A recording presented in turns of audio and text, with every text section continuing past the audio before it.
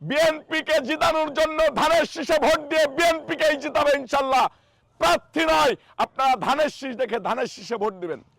আমি 17 বছর যাবত শত নির্যাতন সহ্য করেও দল থেকে পালিয়ে যায় নাই। আর আমার মাটির সন্তান, আমার মাটির গুরুজনদেরকে ছেড়ে আমি জীবনে যেতে পারি না, যাব না ইনশাল্লাহ।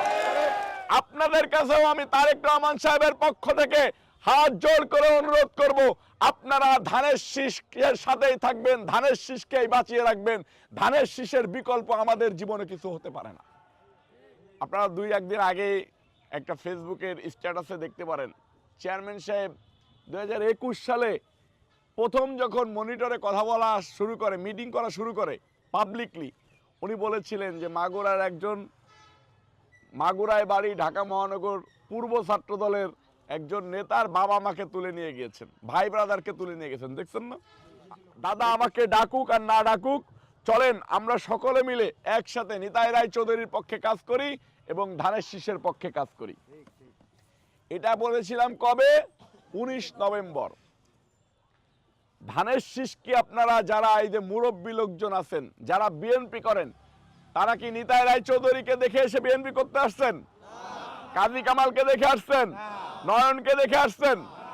আপনারা আসছেন বেগম খালেদা জিয়াকে দেখে, তারেক রহমানকে দেখে, আপনারা আসছেন শহীদ রাষ্ট্রপতি জিয়াউর রহমান সাহেবের আদর্শ বুকে নিয়ে বিএনপি করতে।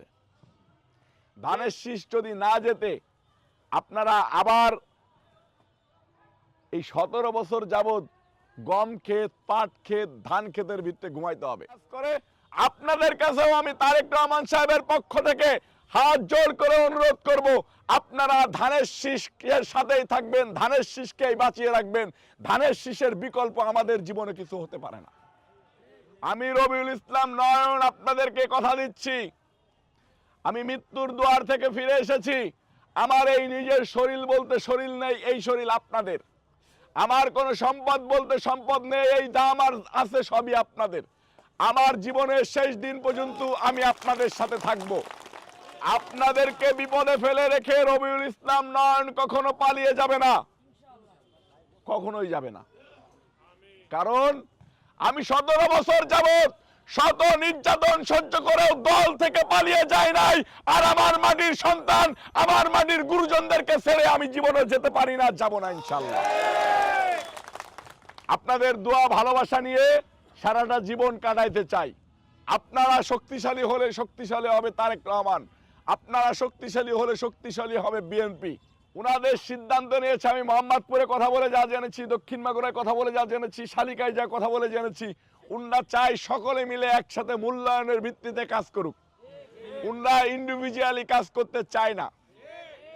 উনাদের ইস্পাত কঠিন এই ঐক্যবদ্ধকে ধ্বংস করার মতো দেওয়াল, এই যে ঐক্যবদ্ধ দেওয়াল তৈরি হয়েছে, এই দেওয়াল ভেঙে নেওয়ার মতো কোনো অ্যাটম বোম নাই, আমার কাছে মনে হয় নাই। এবং বিএনপিকে জিতানোর জন্য ধানের শীষে ভোট দিয়ে বিএনপিকেই জিতাবে ইনশাল্লাহ।